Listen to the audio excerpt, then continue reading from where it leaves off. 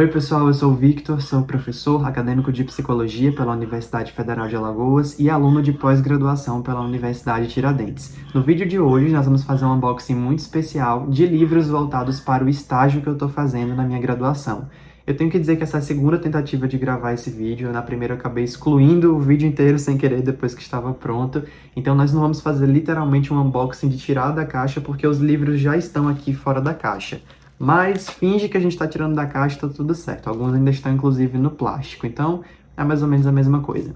Bom, como vocês sabem, no outro vídeo que eu fiz aqui no canal, o último que eu postei, eu estou fazendo um estágio na área de avaliação psicológica. A gente tinha várias opções, né, de escolher entre o hospital, psicologia organizacional, psicologia escolar. Então, o meu estágio formal é na avaliação psicológica, aprendendo a lidar com os testes psicológicos, mas eu também faço atividades complementares de clínica. Então, eu sou plantonista no serviço da clínica escola da UFAL e também faço atendimento de psicoterapia, que é aquele acompanhamento mais prolongado.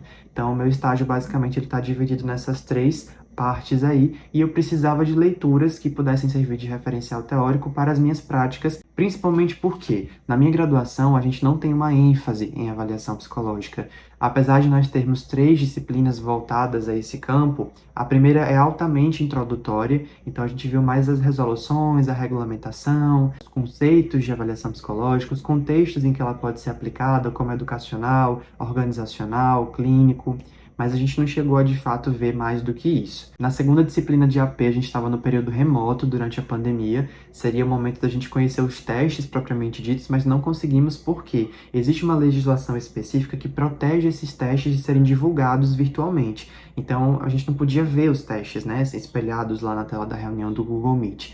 Então, a gente acabou fazendo só um processo de validação semântica e não tocamos nos testes. E na terceira disciplina de AP foi com outro professor, que é psicanalista. Então, a gente basicamente viu a função da palavra durante a entrevista, né, a partir da psicanálise e o método Rorschach. Foi a única coisa que a gente viu de fato de avaliação psicológica, de teste. Então, a minha graduação ela foi bem deficitária nesse sentido, principalmente por conta da pandemia e do ensino remoto. Logo, eu precisava de boas referências para poder fazer um estudo por conta própria. Então, para isso, eu pedi uma recomendação ao meu professor, que é uma referência em avaliação psicológica aqui no meu estado, e ele recomendou esse livro aqui, que é o Psicodiagnóstico, de Cláudio Rutz e colaboradores. Ele é da Artmed, na verdade, todos eles eu pedi pela Artmed, porque é uma editora em que eu sempre estou comprando. Inclusive, eu vou sempre deixar aqui no vídeo o preço que eu paguei em cada um desses livros. Ele é um livro relativamente grande, né? Ele tem muito conteúdo. Deixa eu mostrar para vocês como é que ele se organiza. Ó. A fonte é bem pequenininha, então é muita coisa para estudar.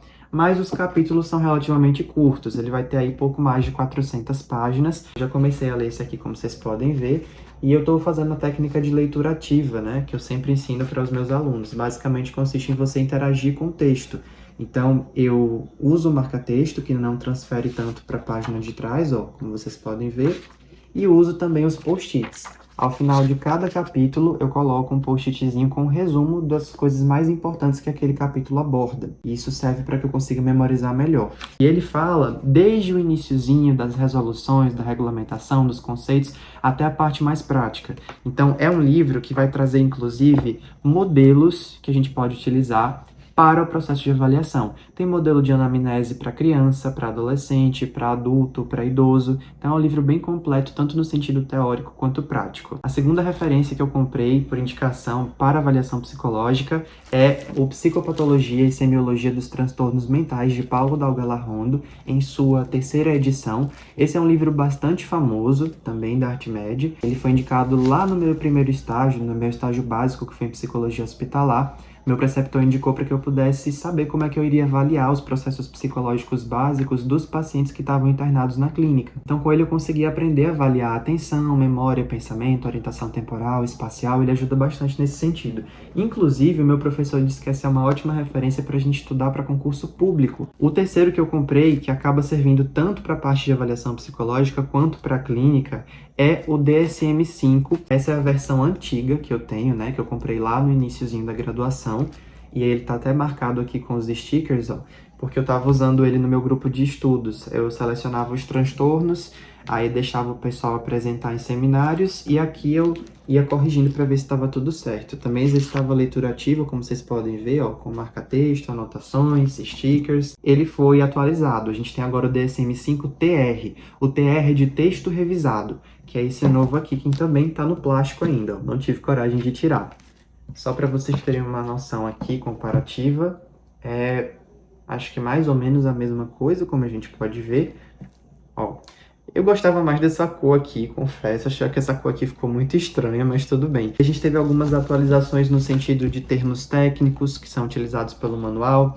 Nós tivemos também a adição de um novo transtorno mental nesse novo manual, além de algumas características. Se eu não me engano, a gente tem pouco mais de 70 características dos transtornos já existentes que foram alteradas, que foram atualizadas. Então é sempre importante que nós tenhamos o manual mais atualizado possível. E ele é da American Psychiatric Association. Então, se você trabalha com clínica, com avaliação psicológica, invista num DSM. Não é um preço assim tão exorbitante, você pode parcelar em várias vezes na ArtMed e vale muito a pena para a gente sempre oferecer a melhor qualidade de atendimento.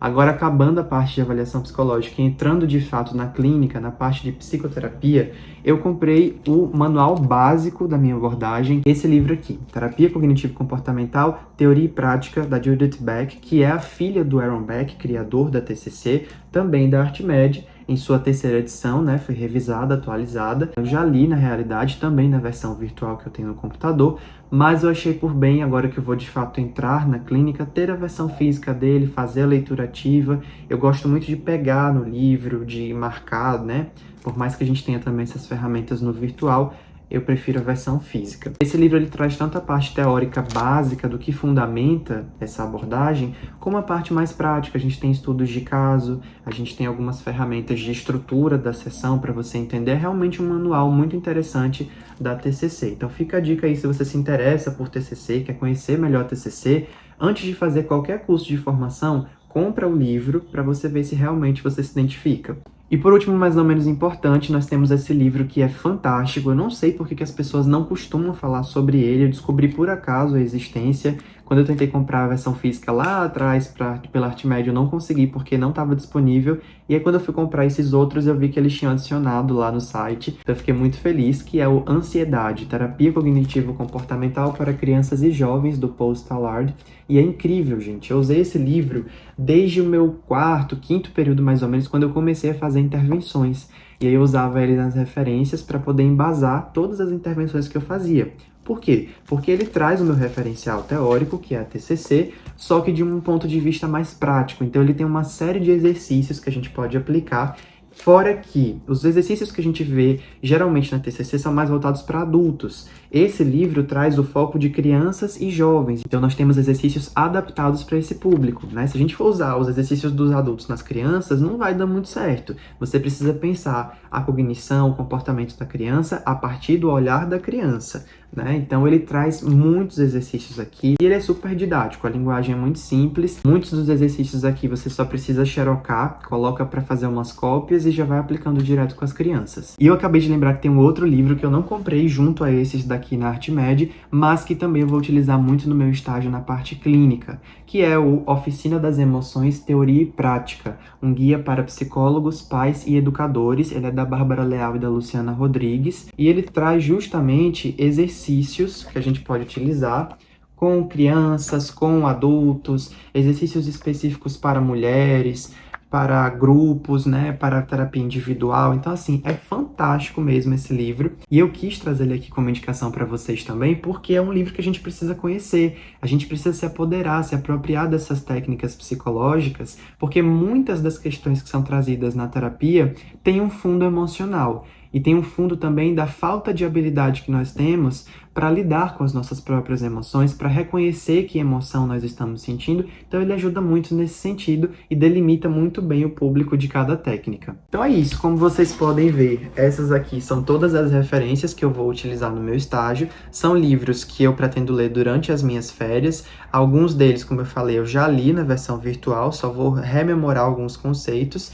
E fica a indicação para vocês. Lembrando que você comprando no site da editora ArtMed, você consegue os descontos descontos, né? Além de ser um site confiável, de uma editora de respeito. Então, uma dica para vocês: quando você vai no site, coloca os livros que você quer no carrinho e finge que vai dar um X, vai fechar a página, aparece uma mensagem para você oferecendo um cupom de 5% de desconto para você não desistir da sua compra. Além disso, quando você compra pela segunda vez, na primeira você acumulou pontos na sua carteira virtual. Então, como eu sempre faço compras por lá, eu tinha muitos pontos acumulados. Aí eu usei esses pontos nessa outra compra agora e tive um baita desconto. Além do frete ter saído gratuito também, chega super rápido, acho que foi questão de uma semana para chegar aqui em casa.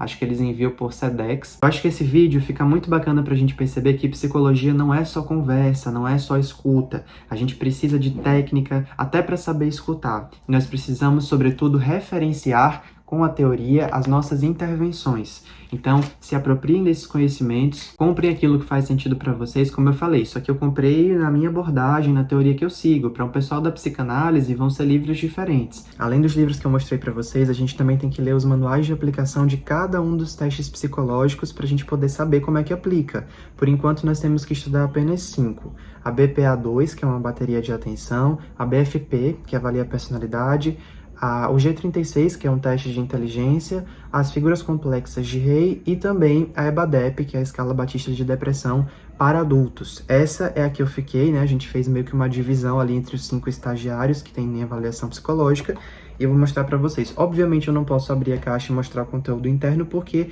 como eu falei, esses testes psicológicos de uso exclusivo da gente, eles são resguardados por uma legislação. Mas não tem problema mostrar a parte externa, ó. Esse aqui é o teste, né? Uma escala, como eu falei para vocês. Aí aqui dentro a gente tem os caderninhos de aplicação com as questões, as afirmações ali que o paciente tem que marcar se faz sentido para ele, de acordo com a vida dele, com o momento, ou se não faz sentido. São várias perguntas. E dentro também tem um manual de aplicação, ensinando como que a gente faz a aplicação no momento lá com o paciente e também como que a gente faz para corrigir esses resultados. Lembrando que é super importante que a gente se aproprie 100% disso aqui, tire todas as dúvidas, porque ao final da avaliação psicológica vai ser produzido um laudo que vai ser assinado pelos psicólogos que são nossos supervisores. Então a gente não pode cometer erros. Fora que em uma avaliação psicológica completa, a gente nunca vai usar só um teste desse aqui. Nós utilizamos vários testes em várias sessões para poder fechar o laudo desse paciente. E funciona no sistema de rodízio. Assim que eu acabar com a EBADEP, eu troco com o teste de outro estagiário. A gente tem um grupo de estudos para cada um aprender como é que faz a aplicação e assim otimizar o nosso tempo, porque já já a gente começa a aplicar esses testes. Esse foi o vídeo de hoje, espero que você tenha gostado. Se você quer fazer uma indicação de alguma leitura, coloca aqui embaixo nos comentários. Não esquece de curtir esse vídeo e se inscrever no canal, compartilhar com seus melhores amigos da psicologia nas redes sociais. Me fala se você está gostando desse tipo de vídeo, porque eu trago mais conteúdos aqui para o canal. E não esquece de me seguir nas minhas redes sociais. Elas vão estar aqui embaixo na descrição do vídeo. Lá no Instagram, principalmente, eu costumo fazer publicações da minha rotina. E agora que eu vou iniciar o estágio, eu pretendo comentar muito com vocês, mostrando as minhas leituras e falando como eu estou estudando e aplicando as minhas técnicas e intervenções. Um grande beijo e até o próximo vídeo.